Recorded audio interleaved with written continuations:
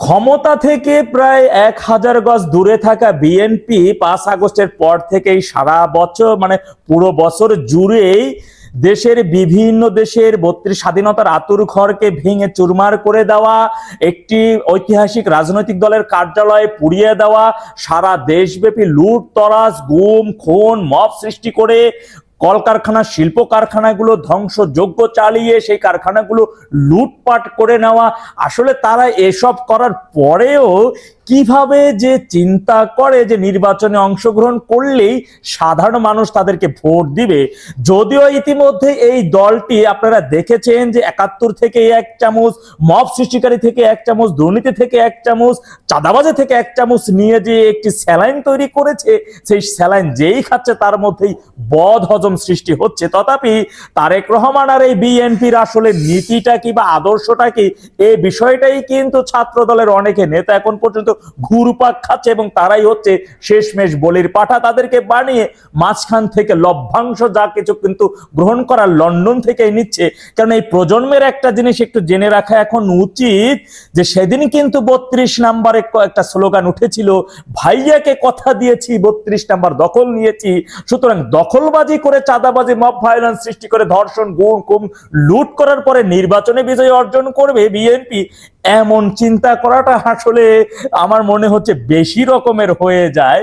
তথাপি আমি বলবো সারা দেশবাসীর কাছে অনুরোধ থাকবে, 1 বছরের ব্যবধানেই আপনারা দেখেছেন সারা দেশব্যাপী বিএনপি কিভাবে যে নারকীয় ঘটনা পুরো জাহান্নামে পরিণত করেছে পুরো দেশটাকে। আপনারা দেখছেন যে 1 বছরের ব্যবধানের মধ্যে সারা দেশে প্রায় 12,000-এর অধিক সাধারণ মানুষ, ব্যবসায়ী, আওয়ামী লীগ নেতা কর্মীদেরকে কিভাবে নির্মমভাবে হত্যা করেছে। ব্যবসায়ী থেকে শুরু করে শিল্পপতি কেউই ওদের হাত থেকে বাদ যাচ্ছে না।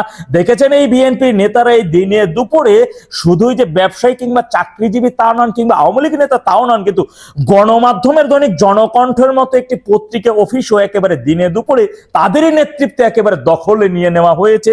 এবং অন্যান্য গণমাধ্যম কর্মী এই ব্যাপারে নিশ্চুপ, কেননা তারা নিশ্চুপ না হয়ে কোনো উপায় নেই। তারা যদি এই বিষয়ে কোনো প্রতিরোধ করে তাহলে তাদের প্রতিষ্ঠানও দখলে চলে যাবে, মবের শিকার হবে, ভাঙচুর করা হবে, তাণ্ডব লীলা সেখানে চলতে থাকবে। এই ভয় এখন মানুষজন যে একটি আতঙ্কের মধ্যে আছে এই নির্বাচন ছাড়া এবং ক্ষমতার 1000 গজ দূরে থাকা বিএনপি সন্ত্রাসী দলটি। তথাপি সেটা জনগণ এখন ভোটের মাধ্যমেই ওদেরকে জানিয়ে দিচ্ছে জনগণের মাইন্ড, জনগণের চিন্তাধারা।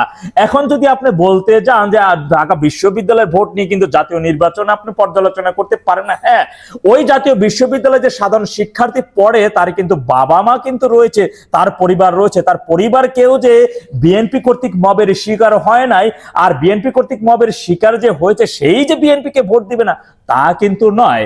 মানুষ এই প্রজন্ম এখন বুঝে সচেতন হয়েছে, সতর্ক হয়েছে।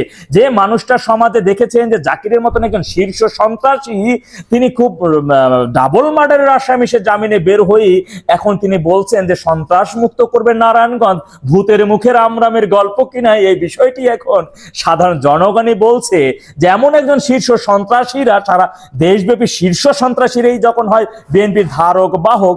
তথাপি এখন তারেক রহমানের সেই 1 থেকে 6 সালে তিনি যে কত বড় একজন খুনি এবং শীর্ষ সন্ত্রাসীদের গডফাদার ছিলেন সেই বিষয়টি এখন আবারও সামনে চলে আসছে। এবং যেহেতু তৃণমূল পর্যায় থেকে এভাবে মব ভায়োলেন্স সৃষ্টি করা, দখলবাদী শীর্ষ সন্ত্রাসীদের একের পর এক প্রশ্রয় দেওয়া, এগুলো যে তারেক রহমানের আশ্রয় প্রশ্রয় হচ্ছে না সেটি কিভাবে জানান দিবেন। দেখেছেন যে যুব দলের নেতা, যার নামটি আমি ভুলে গেছি, খুব সুন্দর সুন্দর স্লোগান যায়, দেখবেন যে তারেক রহমান জানেন নাকি 5 আগস্টের নায়ক তিনি না, উনি প্রথম ওনার স্লোগান শুনে জানেন যে উনি আসলে সেই দিনের নায়কের আগে তিনি জানতেন না। এই লোক কিন্তু সময় টিভিতে ভাঙচুর করেছিল, ভাঙচুর চালিয়ে সেখান থেকে 2 কোটি টাকা চাঁদা নিয়েছিল। তো যাদের থেকে গণমাধ্যম কর্মী, ব্যবসায়ী, সমাজসেবী, বিশ্লেষক, রাজনৈতিক বুদ্ধিজীবী কেউই রেহাই পাচ্ছে না, তাদের হাত থেকে জনগণ রেহাই পাবে। সুতরাং জনগণের এখন চিন্তা ভোটের মাধ্যমে ওদের উচিত জবাব দিয়ে দেওয়া। শুধুই ঢাকা বিশ্ববিদ্যালয় কিংবা জাহাঙ্গীরনগর বিশ্ববিদ্যালয়, প্রতিটি বিশ্ববিদ্যালয় যেন এই ছাত্র দলকে ভরাডুবি হয়, সেজন্য আমি সকল সাধারণ শিক্ষার্থীদের কাছে জোর হস্তে আবেদন জানাবো আপনাদের চিন্তা শক্তি আরো বৃদ্ধি পাক।